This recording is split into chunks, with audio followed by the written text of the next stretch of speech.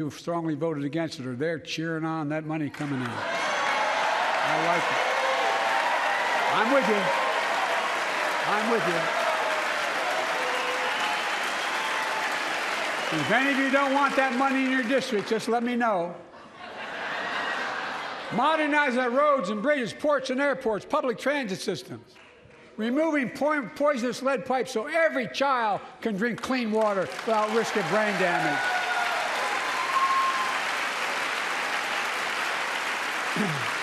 Providing affordable high-speed internet for every American, no matter where you live, urban, suburban, or rural communities, in red states and blue states. Record investments in tribal communities. Because of my investment in family farms, because I invested in family farms led by my Secretary of Agriculture, who knows more about this than anybody I know, we're better able to stay in the family for those farms and their children and grandchildren won't have to leave home to make a living. It's transformative. The great comeback story is Belvidere, Illinois, home to an auto plant for nearly 60 years. Before I came to office, the plant was on its way to shutting down. Thousands of workers feared for their livelihoods. Hope was fading. Then I was elected to office, and we raised the Belvidere repeatedly with auto companies, knowing unions would make all the difference. The UAW worked like hell to keep the plant open and get these jobs back, and together we succeeded. Instead of auto factories shutting down, auto factories reopening, and new state-of-the-art battery factories being built to power those cars there at the same.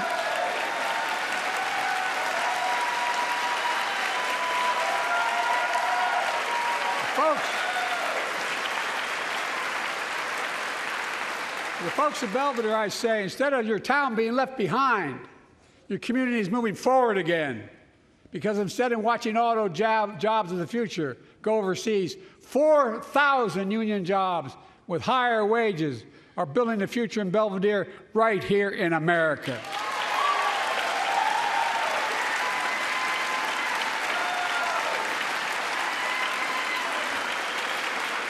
Here tonight is UAW President Shawn Fain, a great friend and a great labor leader. Shawn, where are you? Stand up.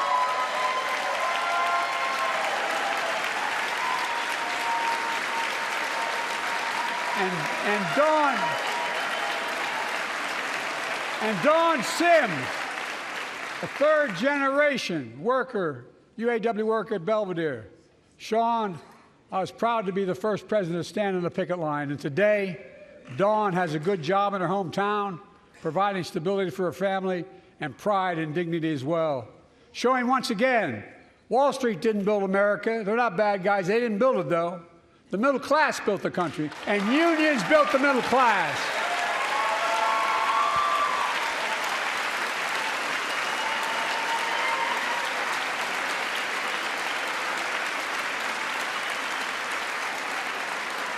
I say to the American people, when America gets knocked down, we get back up. We keep going. That's America.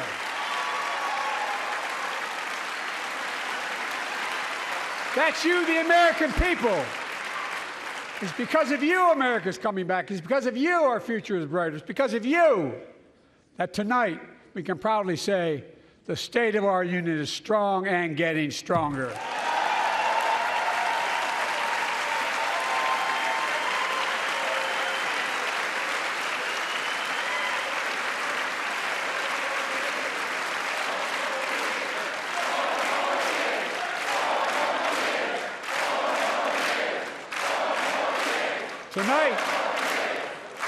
Tonight, I want to talk about the future of possibilities that we can build together.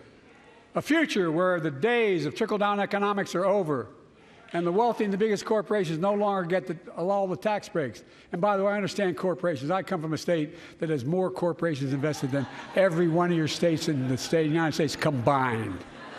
And I represented it for 36 years. I'm not anti-corporation, but I grew up in a home where trickle-down economics didn't put much on my dad's kitchen table.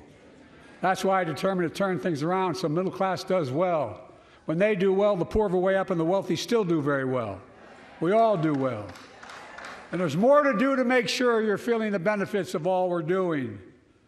Americans pay more for prescription drugs than anywhere in the world. It's wrong, and I'm ending it.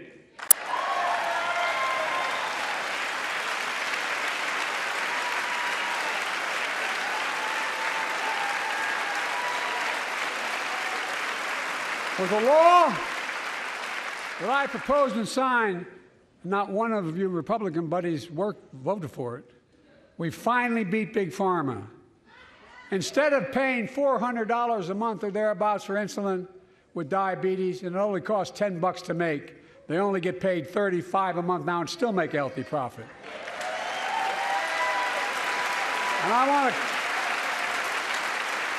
but what to do next? I want to cap the cost of insulin at $35 a month for every American who needs it. Everyone.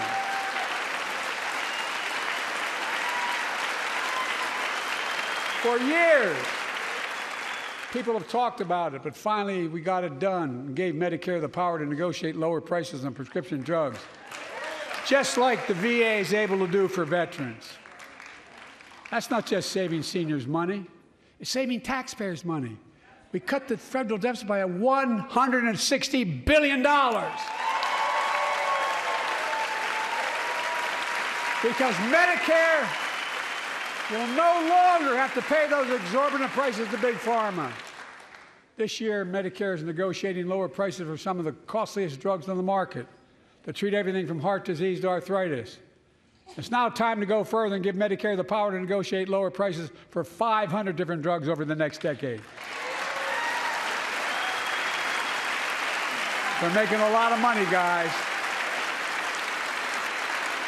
And they'll still be extremely profitable. Will not only save lives, it will save taxpayers another $200 billion. Starting next year, the same law caps total prescription drug costs for seniors on Medicare at $2,000 a year, even for expensive cancer drugs that cost $10,000, $12,000, $15,000. Now I want to cap prescription drug costs at $2,000 a year for everyone. Folks, I'm going to get in trouble for saying that, but if you want to get an Air Force One and fly to Toronto, Berlin, Moscow, well, even Moscow, probably. And bring your prescription with you, and I promise you I'll get it for you for 40% the cost you're paying now. Same company, same drug, same place. Folks, the Affordable Care Act, the old Obamacare, is still a very big deal.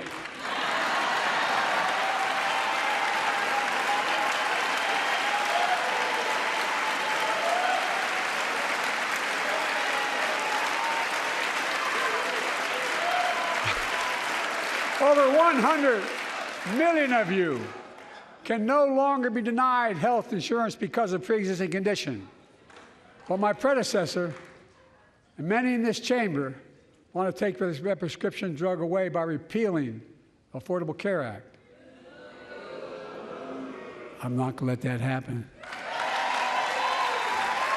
We stopped you 50 times before, and we'll stop you again. In fact, I'm not only protecting it, I'm expanding it. The enacted tax credits of $800 per person per year reduce health care costs for millions of working families.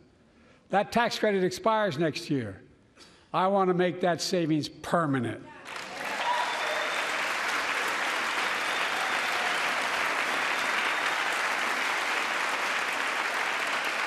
To state the obvious, women are more than half our population. But research on women's health has always been underfunded. That's why we're launching the first ever White House initiative on women's health research, led by Jill, doing an incredible job as First Lady.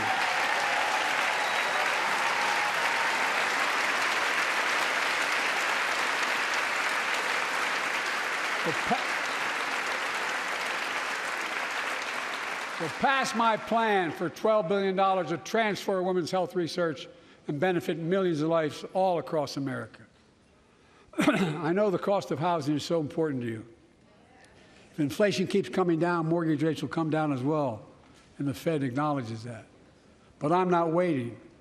I want to provide an annual tax credit that will give Americans $400 a month for the next 2 years as mortgage rates come down, to put toward their mortgages when they buy their first home or trade up for a little more space.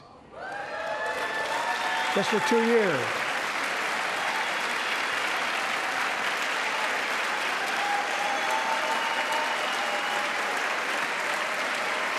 And my administration is also eliminating title insurance on federally backed mortgages.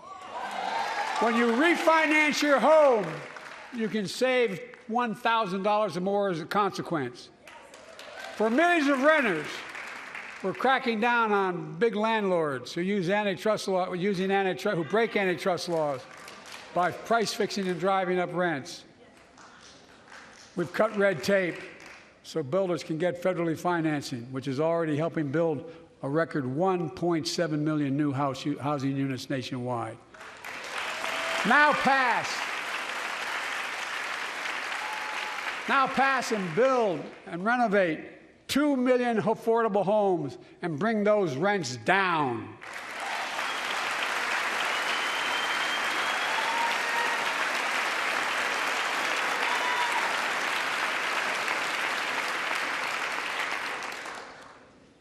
To remain the strongest economy in the world, we need to have the best education system in the world. And I, like I suspect all of you, want to give a child, every child, a good start by providing access to preschool for 3 and 4 years old. You know, I think I pointed out last year,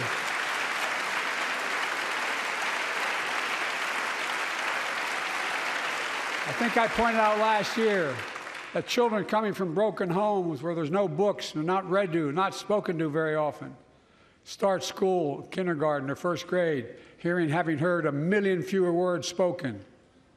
Well, studies show that children who go to preschool are nearly 50% more likely to finish high school, go on to earn a 2- and 4-year degree, no matter what their background is.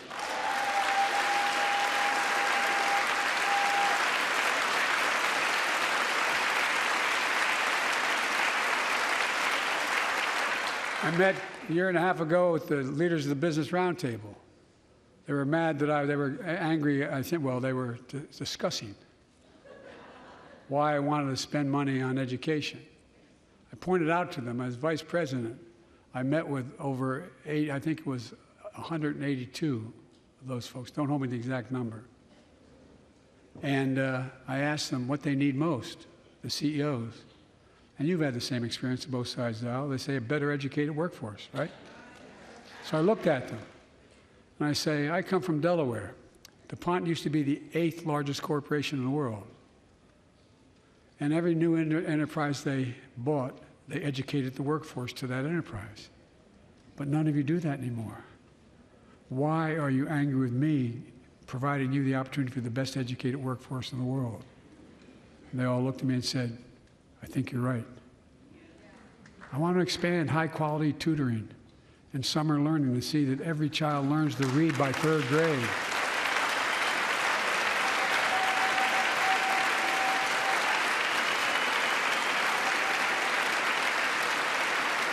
I'm also connecting local businesses and high schools so students get hands-on experience and a path to good-paying job whether or not they go to college. And I want to make sure that college is more affordable. Let's continue increasing the Pell Grants to working and middle-class families and increase record investments in HBCUs and minority-serving institutions, including Hispanic institutions.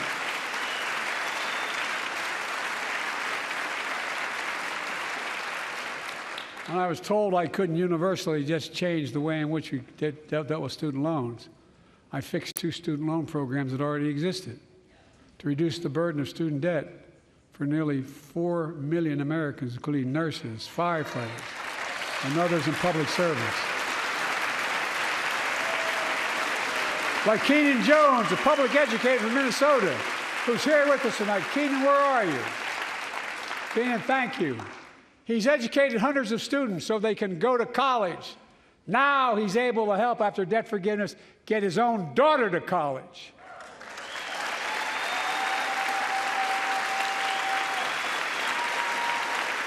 And folks, look, such relief is good for the economy because folks are now able to buy a home, start a business, start a family. While we're at it, I want to give public school teachers a raise.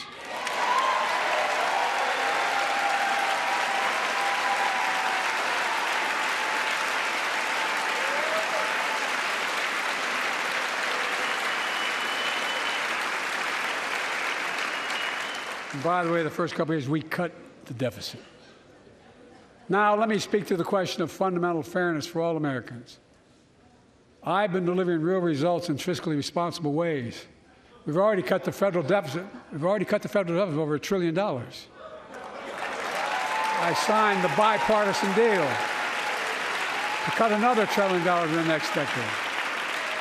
It's my goal to cut the federal deficit another $3 trillion by making big corporations and very wealthy finally beginning to pay their fair share.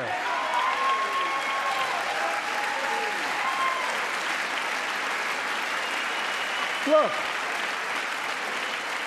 I'm a capitalist. If you want to make or can make $1 million or millions of bucks, that's great.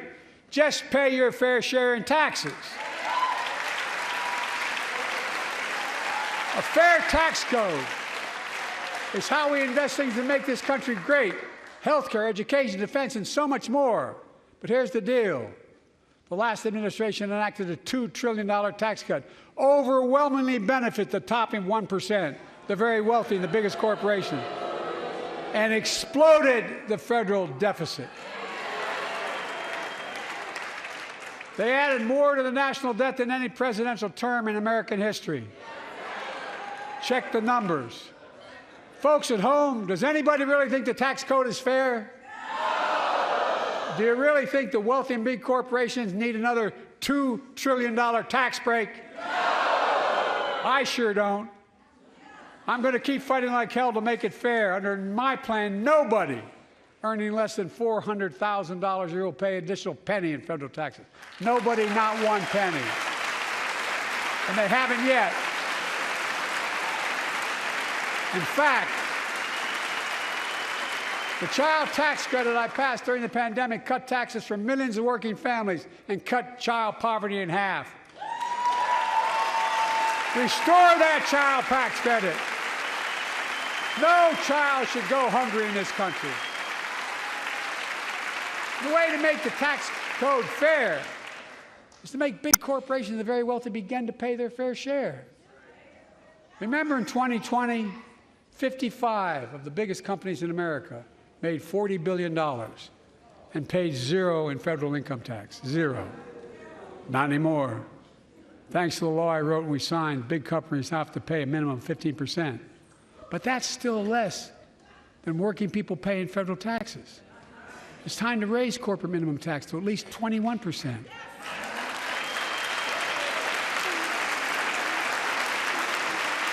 So every big corporation finally begins to pay their fair share. I also want to end tax breaks for big pharma, big oil, private jets, massive executive pay when it's only supposed to be $1 million that can be deducted. They can pay them $20 million if they want, but deduct $1 million. End it now. You know, there are 1,000 billionaires in America. You know what the average federal tax is for those billionaires? No. They're making great sacrifices, 8.2%. That's far less than the vast majority of Americans pay. No billionaire should pay a lower federal tax rate than a teacher, a sanitation worker, or a nurse.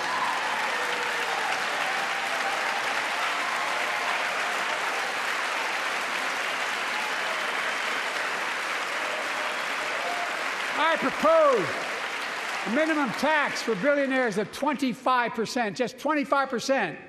You know what that would raise? That would raise $500 billion over the next 10 years. And imagine what that could do for America. Imagine a future with affordable child care. Millions of families can get they need to go to work to help grow the economy.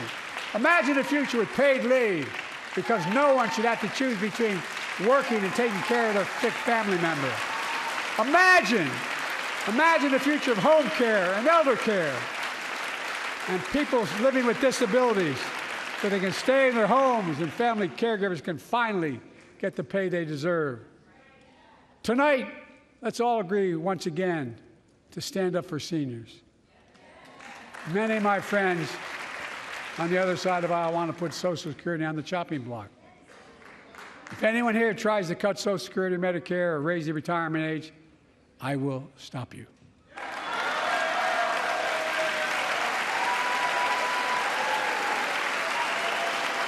The working people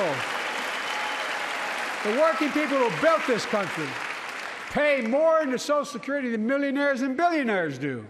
It's not fair. We have two ways to go. Republicans can cut Social Security and give more tax breaks to the wealthy. That's the proposal. Oh no, you guys don't want another $2 trillion tax cut?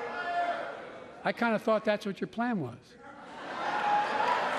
Well, that's good to hear. You're not going to cut another $1 billion for the super wealthy. That's good to hear. I'll protect and strengthen Social Security and make the wealthy pay their fair share.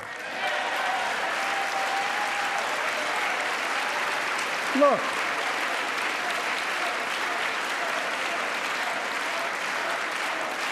too many corporations raise prices to pad their profits, charging more and more for less and less.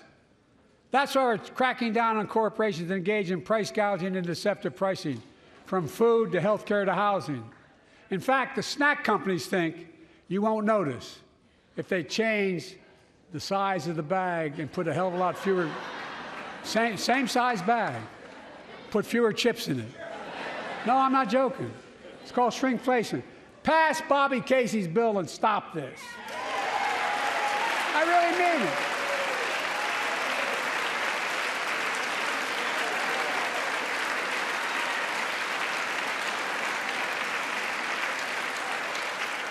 You probably all saw that commercial on Snickers bars. You get charged the same amount, and you got about, I don't know, 10% fewer Snickers in it. Look, I'm also getting rid of junk fees, those hidden fees at the end of your bill that are there without your knowledge. My administration announced we're cutting credit card late fees from $32 to $8.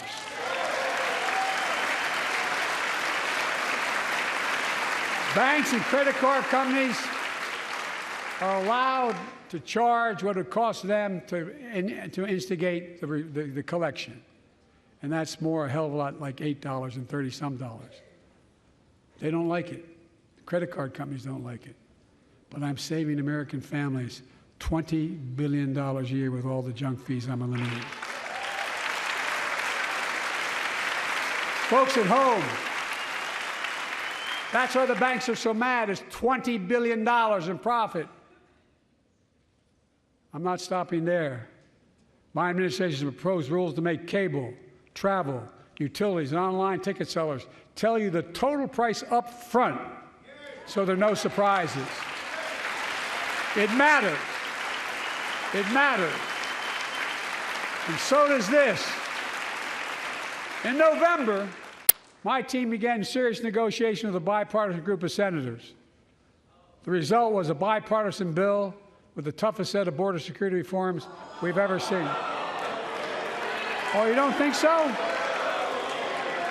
Oh, you don't like that bill, huh? That conservatives got together and said it was a good bill? I'll be darned. That's amazing.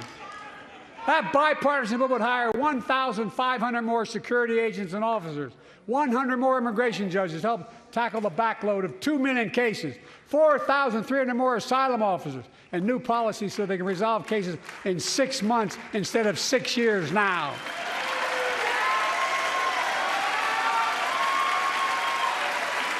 What are you against? 100 more high-tech drug detection machines to significantly increase the ability to screen and stop vehicles smuggling fentanyl into America. That's killing thousands of children. This bill would save lives and bring order to the border. It will also give me and any new president new emergency authority to temporarily shut down the border when the number of migrants at the border is overwhelming. The Border Patrol Union has endorsed this bill. The Federal Chamber of Commerce is, yeah. You're saying low. Look at the facts. I know you know how to read.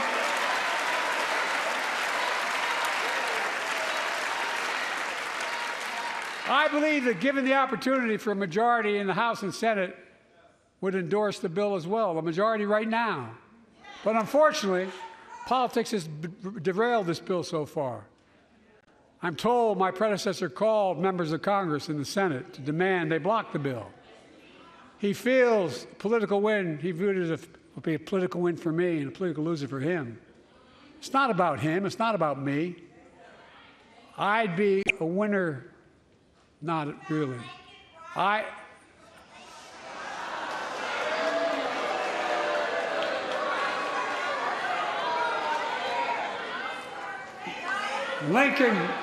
Lincoln Riley, an innocent young woman who was killed by an illegal. That's right. But how many of the thousands of people being killed by illegals?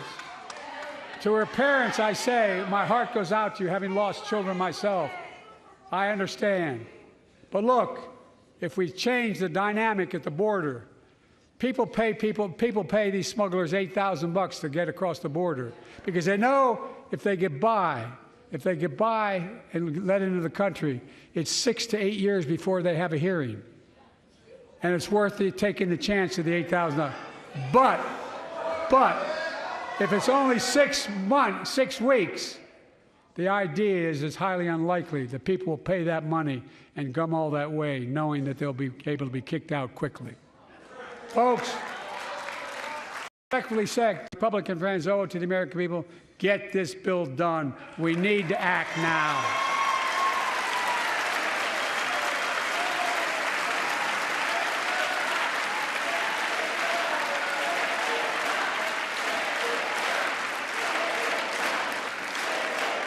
And if my predecessor is watching, instead of paying politics and pressuring members of Congress to block the bill, join me in telling the Congress to pass it. We can do it together.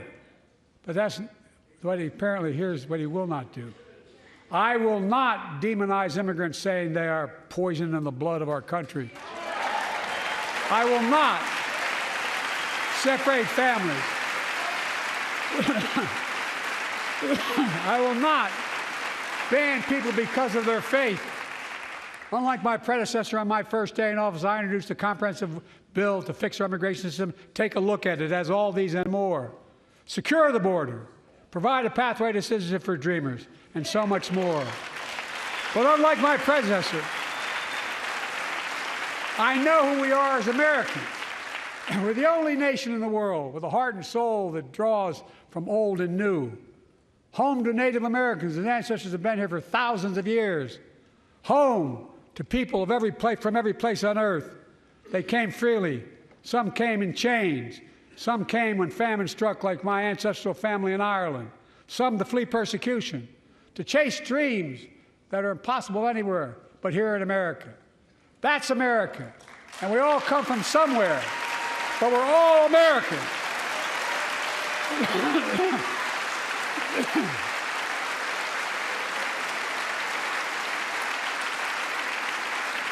Look, folks, we have a simple choice. We can fight about fixing the border, or we can fix it.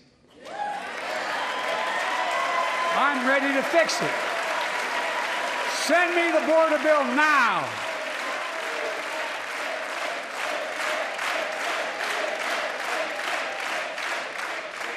A transformational moment in history happened 59 years ago today in Selma, Alabama. Hundreds of foot soldiers for justice marched across the Edmund Pettus Bridge, named after the Grand Dragon of the Ku Klux Klan, to claim their fundamental right to vote.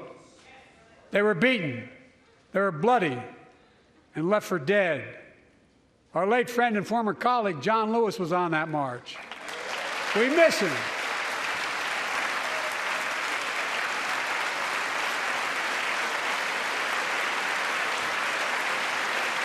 But joining us tonight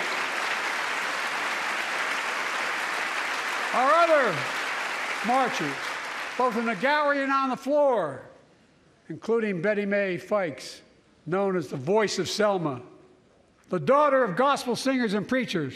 She sang songs of prayer and protest on that bloody Sunday to help shake the nation's conscience. 5 months later, the Voting Rights Act passed and was signed into law.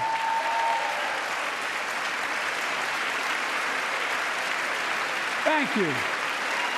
Thank you, thank you, thank you.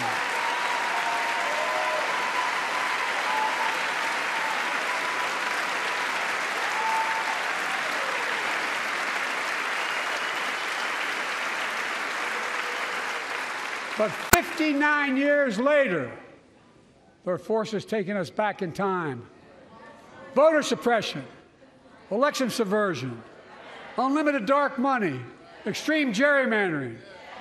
John Lewis is a great friend to many of us here, but if you truly want to honor him and all the heroes who marched with him, then it's time to do more than talk.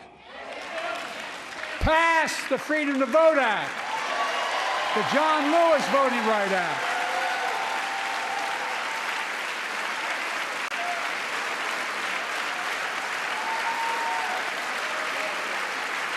And stop denying another core value of America, our diversity across American life. Banning books, it's wrong. Instead of erasing history, let's make history. I want to protect fundamental rights. Pass the Equality Act. And my message to transgender Americans, I have your back. Pass the PRO Act for workers' rights. Raise the federal minimum wage, because every worker has a right to a decent living more than $7 an hour. We're also making history by confronting the climate crisis, not denying it. I don't think any of you think there's no longer a climate crisis. At least I hope you don't. I'm taking the most significant action ever on climate in the history of the world. I'm cutting our carbon emissions in half by 2030, creating tens of thousands of clean energy jobs like the IBEW workers building and installing 500,000 electric vehicle charging stations. Conserving 30% of America's lands and waters by 2030. And taking action on environmental justice fence line communities smothered by the legacy of pollution. And patterned after the Peace Corps and AmeriCorps, I launched the Climate Corps to put 20,000 young people to work in the forefront of our clean energy future. I'll triple that number in a decade.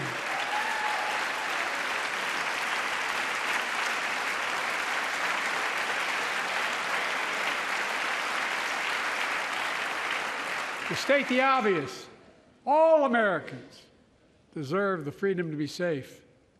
And America is safer today than when I took office. Year before I took office, murder rates went up 30%. 30% they went up. The biggest increase in history.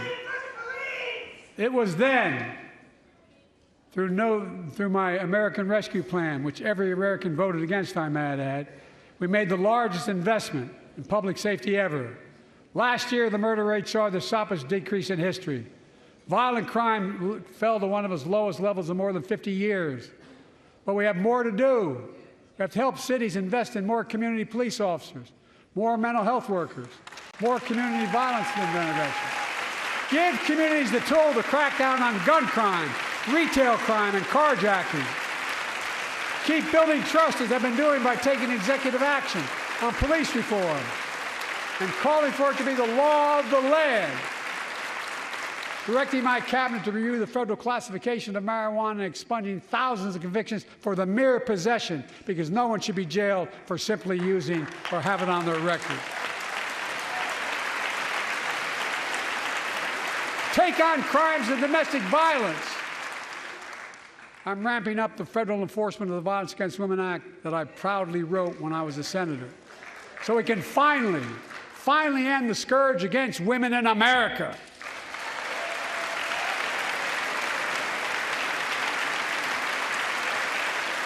There are other kinds of violence I want to stop.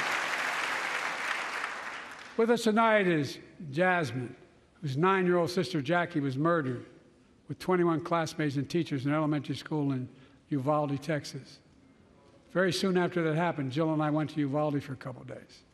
We spent hours and hours with each of the families. We heard their message, so everyone in this room, in this chamber, could hear the same message. The constant refrain, and I was there for hours meeting with every family. They said, do something. Do something. Well, I did do something by establishing the first ever Office of Gun Violence Prevention in the White House that the Vice President is leading the charge.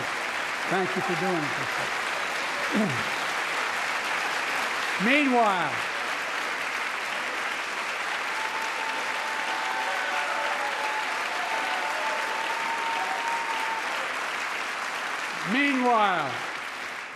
my predecessor told the NRA he's proud he did nothing on guns when he was president. Oof. After another shooting in Iowa recently, he said, when asked what to do about it, he said, just get over it. There's his quote, just get over it.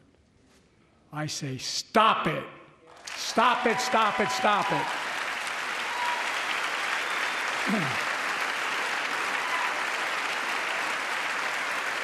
I'm proud we beat the NRA when I signed the most significant gun safety law in nearly 30 years because of this Congress. We now must beat the NRA again. I'm demanding a ban on assault weapons and high-capacity magazines. Pass universal background checks. None of this. I taught the Second Amendment for 12 years. None of this violates the Second Amendment or vilifies responsible gun owners. You know, as we manage challenges at home, we're also managing crises abroad, including in the Middle East. I know the last 5 months have been gut-wrenching for so many people, for the Israeli people, for the Palestinian people, and so many here in America. This crisis began on October 7th with a massacre by a terrorist group called Hamas, as you all know. 1,200 innocent people, women and girls, men and boys, slaughtered after enduring sexual violence. The deadliest day for the Jewish people since the Holocaust, and 250 hostages taken. Here in this chamber tonight are families whose loved ones are still being held by Hamas. I pledge to all the families that we will not rest until we bring every one of your loved ones home. We also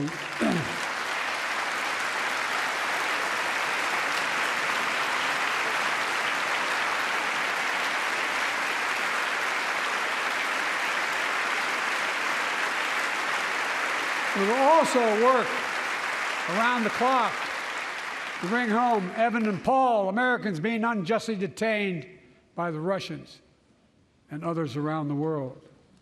Israel has the right to go after Hamas. Hamas ended this conflict by releasing hostages, laying down arms, could end it by releasing the hostages, laying down arms, and surrendering those responsible for October 7th. But Israel has Israel has an added burden because Hamas hides and operates among the civilian population like cowards, under hospitals, daycare centers, and all the like. Israel also has a fundamental responsibility, though, to protect innocent civilians in Gaza.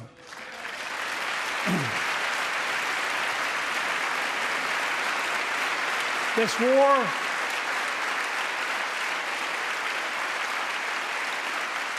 has taken a greater toll on innocent civilians than all previous wars in Gaza combined. More than 30,000 Palestinians have been killed, most of whom are not Hamas. Thousands and thousands of innocents, women and children, girls and boys, also orphaned.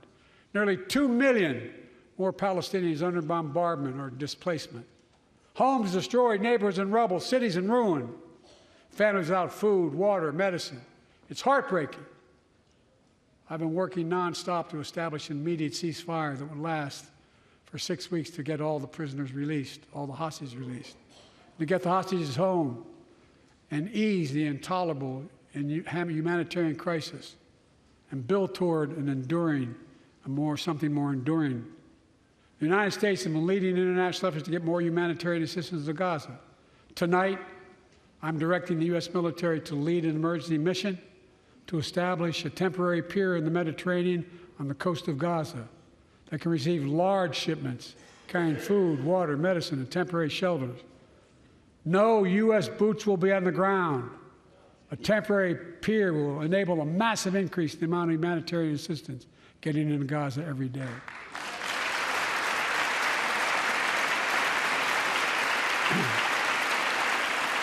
And Israel must do its part. Israel must allow more aid into Gaza to ensure humanitarian workers aren't caught in the crossfire. And they're announcing they're going to have a crossing in northern Gaza. For the leadership of Israel, I say this: humanitarian assistance cannot be a secondary consideration or a bargaining chip. Protecting and saving innocent lives has to be a priority. As we look to the future, the only real solution to the situation is a two-state solution over time.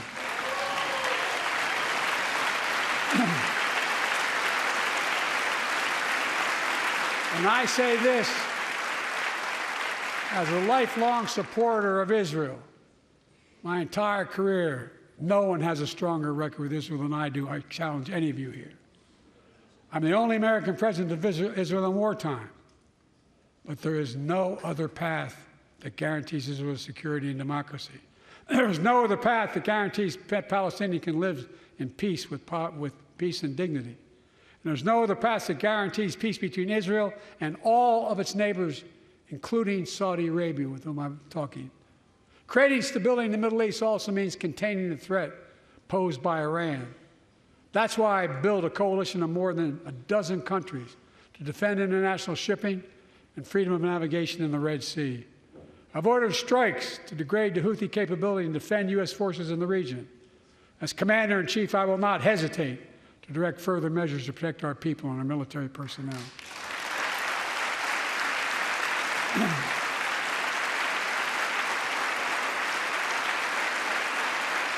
For years, I've heard many of my Republican and Democratic friends say that China is on the rise and America's falling behind. They've got it backwards. I've been saying it for over 4 years, even when I wasn't president. America's rising. We have the best economy in the world. And since I've come to office, our GDP is up, our trade deficit with China is down to the lowest point in over a decade. And we're standing up against China's unfair economic practices. We're standing up for peace and stability across the Taiwan Straits. I've revitalized our partnership and alliance in the Pacific. India, Australia, Japan, South Korea, Pacific Islands. I've made sure that the most advanced American technologies can't be used in China, not allowing to trade them there. Frankly, for all this tough talk on China, it never occurred to my predecessor to do any of that. I want competition with China, not conflict. And we're in a stronger position to win the conflict of the 21st century against China than anyone else, for that matter, than any time as well. Here at home, I've signed over 400 bipartisan bills, but there's more to pass my unity agenda. Strengthen penalties on fentanyl trafficking. You don't want to do that, huh? Pass bipartisan privacy legislation to protect our children online. Harness the promise of AI to protect us from peril. Ban AI voice impersonations and more. And keep our truly sacred obligation to train and equip those we send into harm's way and care for them and their families when they come home and when they don't.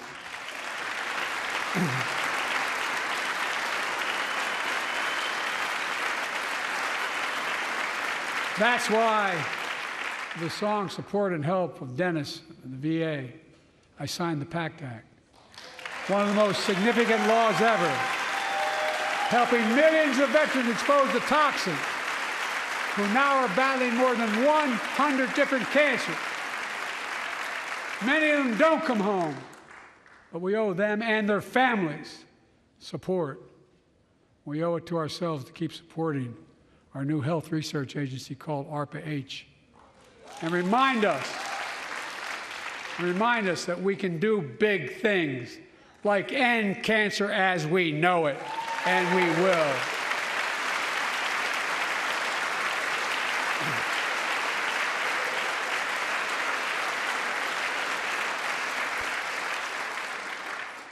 Let me close with this. Yay!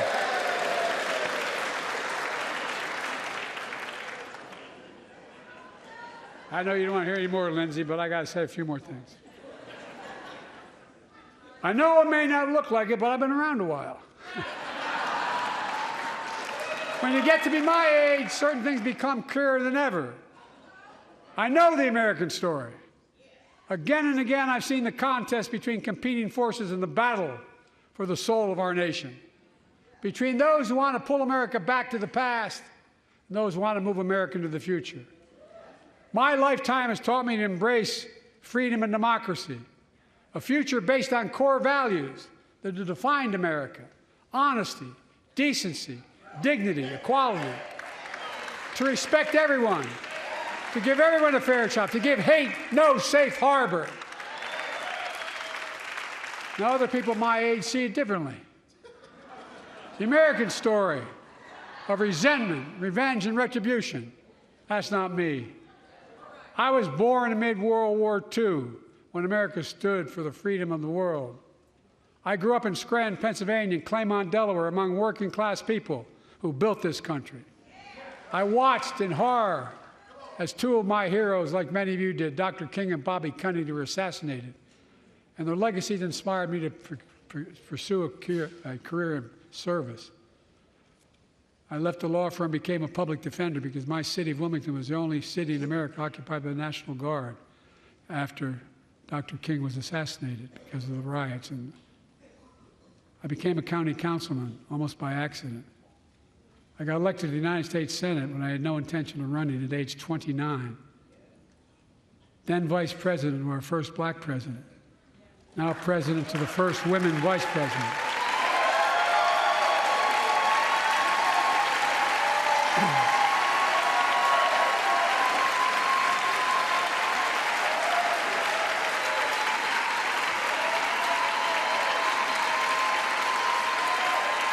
In my career, I've been told I was too young. By the way, they didn't let me on the Senate elevators for votes sometimes. Not a joke. And I've been told I'm too old.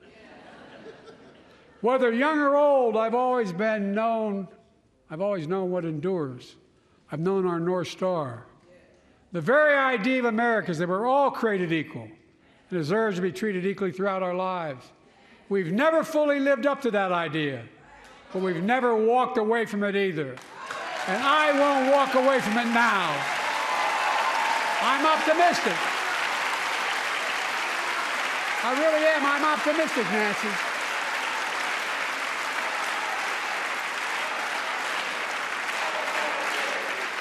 My fellow Americans,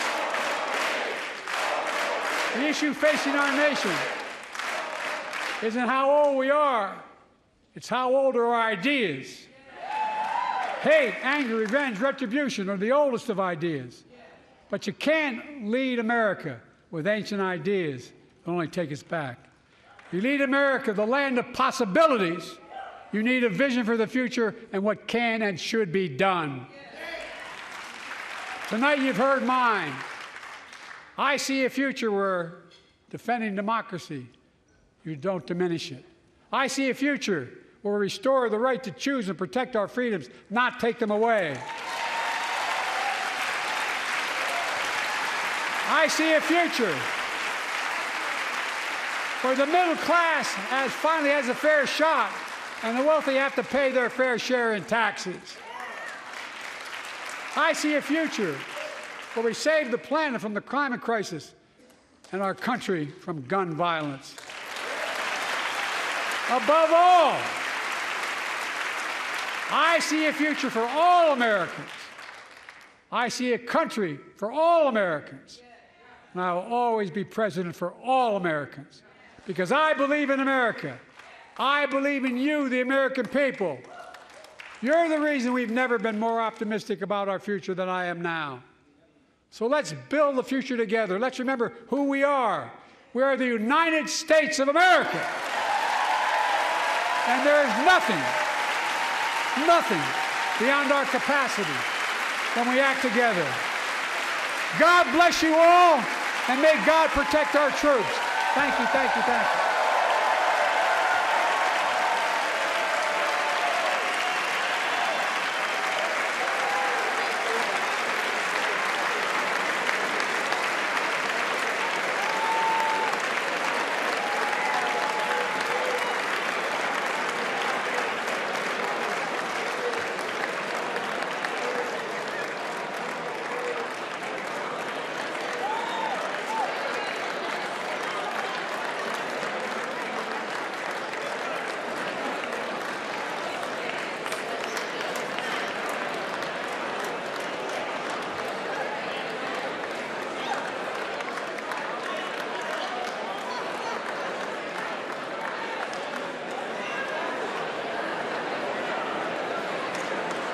Bobby, I didn't embarrass you, did I? Mr. President, sure it was working there.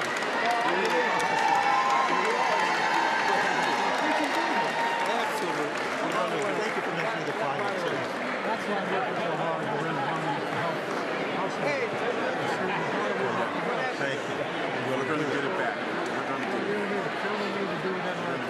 Baptist preacher tonight.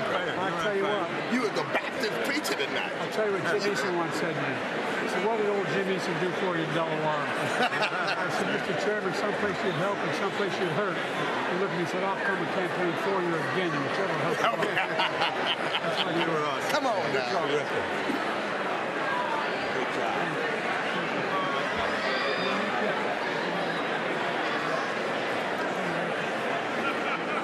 Good job. Great job. Great job. Good job. Be lively. That was a sermon today. Thank you. Hell, very nice. Good to see you. Thanks. Great job. Thank you. You knocked it out of the park. Great work. You know, there's no T in scramble. Great job, Mr. President. You guys are the best. We're going to get that halftime out of the way so y'all can get in there. Slowly. Let me see you. I'm with you. By the way, I've been in constant contact with them. Here's what I worry about with Ukraine. If we pull away, the rest of Europe's going to pull away. So I'm looking for us. And if we see something on the phone, I spend around 190 hours going on the water in the mobile home with the American Legion.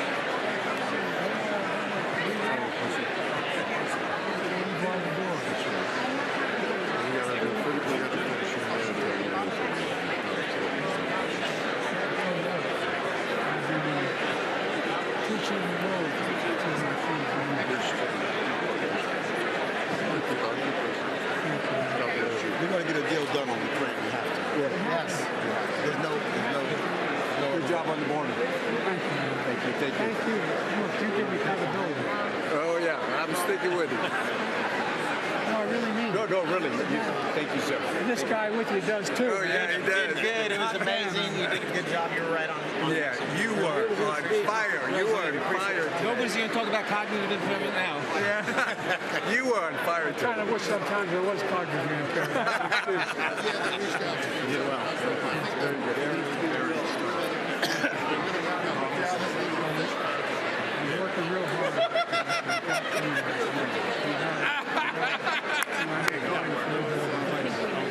You fired us all up. Yeah, you fired it. You did it great. You did it great. Hey, Pat. Hey, God. I want you to know, Yeah. Democratic Party was the first two people to vote. Marcel and I, we voted for you. He's not telling you. Because I went up to campaign for when he was running, and I was young, so he was young too. Okay. He was younger. And I got a call from my house, I always call home. And the kids, try to see if I can get out of the way. And I get out of the way so y'all can take this. So I got a call. I call every morning when you're away. I said, honey, how are you doing? Fine. He said, what's the matter? I said, nothing. I said, what's the matter? I said, did you read today's paper? And I said, no. There's nothing to do. I said, they don't have as many things as you do. I said, well, headline, top of the polls, Biden, poorest man in Congress. I said, that's true.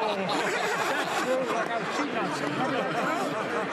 I was competing to make it a second choice. But you didn't. Thank you, Molly Strong. Thank you so much. By the way, it's all done. Don't set up the way for things. You know what I mean? Yeah, I agree. Thank you. Crises. Get that aid to Israel, also security. This way, ma'am. This way. I actually wanted to go that way so I could say hello to the camera. We have to go now because there's chairs right there. I'll be there. I have my team over there for his little parties. Mr. President, great job tonight. Thank you very much. Appreciate it. You're not going to be part of it. Thanks for coming.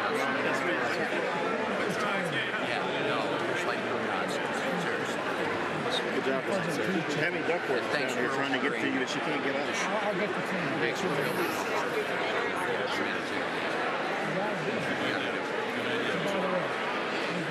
Mr. President.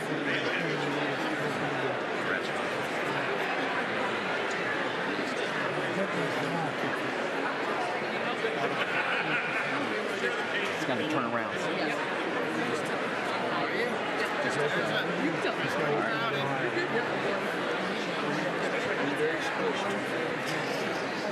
Hey, man, then we can swap with you. How about that?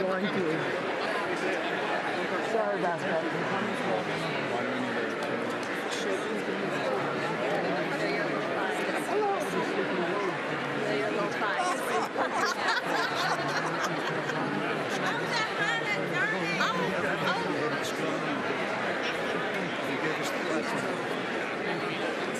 You did a home I know I did if she says it. I know that happened. I'll send it to you.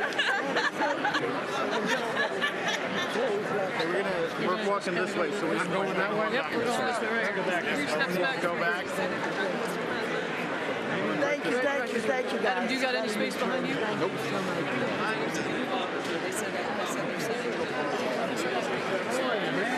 We're going to see you for the first debate in my district. We're in Texas State. Right where LBJ's statue stands. Come say hello to Senator Duckworth. She and I led the House Senate bill on our behalf.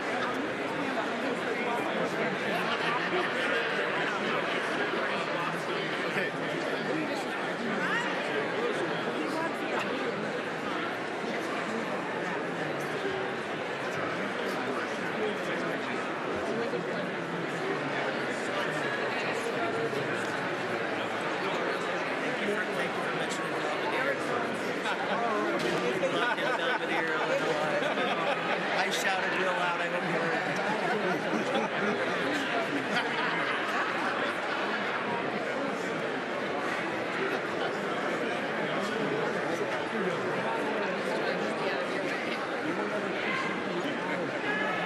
There you go.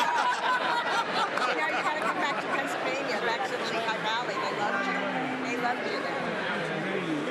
I know. You don't have to tell me. I know. I know. You think you're in the prettier. You have the prettier part. Well, we can agree. Got the speech.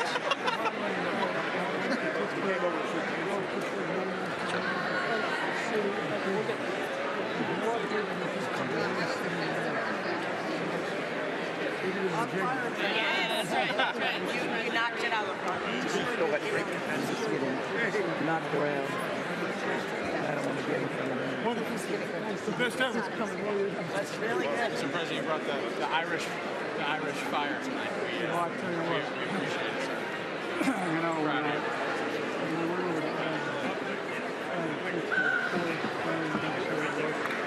I spoke in Hollywood. I was there, Mr. President. It was incredible. More than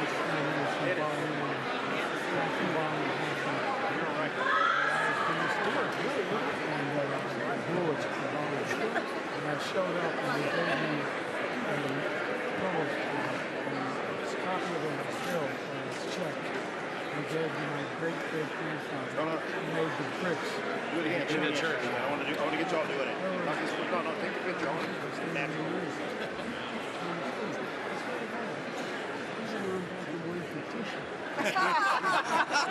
We're gonna get you to the Indy 500. You kicked ass and took name. All right. I know.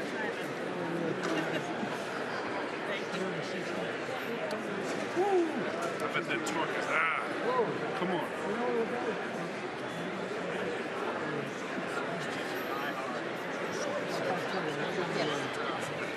I've had the Secret Service test track, which is an old Air Force.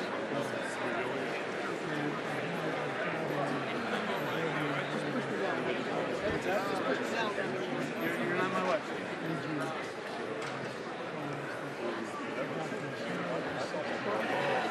And you're a torque junkie like me.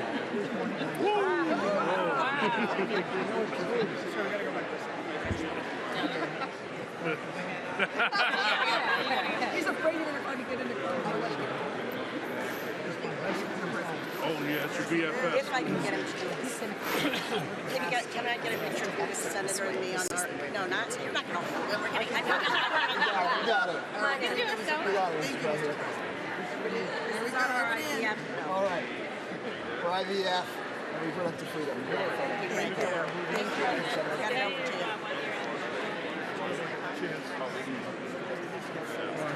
I'll try to get it. You guys exiting? Yeah, we can. Thank you so much. My stuff is back there. Okay, I'll go around this way.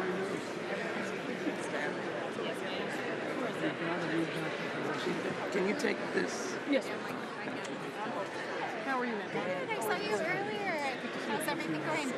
Yeah, good.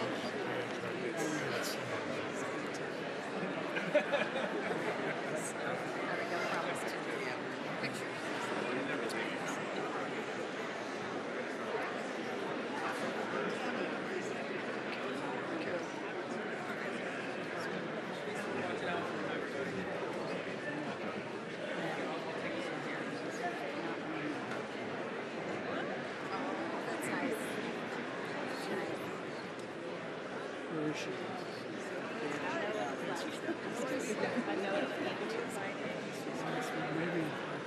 way to see her.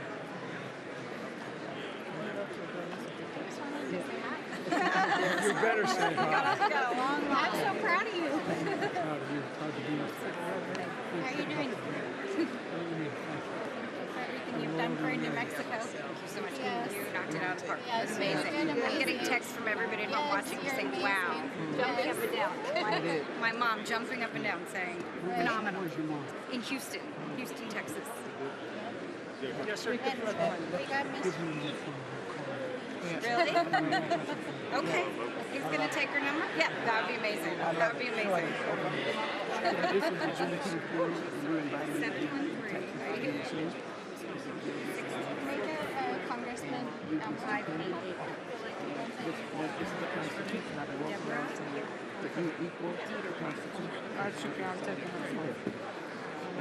I'm good. How are you? Long time no see. So I'm going to try right here. Oh my gosh. That's the song. Yes, sir. You gotta talk to my staff. HR phone. Yes, sir. HR 40. Great. Phil Jackson. Thank you. You kidding? Congressman, should we take a photo right here? Right here. There we go. Excellent. Sounds good. Excellent. Did And you we're get a moving- signing kit? I did. I got multiple. Thank you. Thank you. Excellent. We appreciate you. I'm out of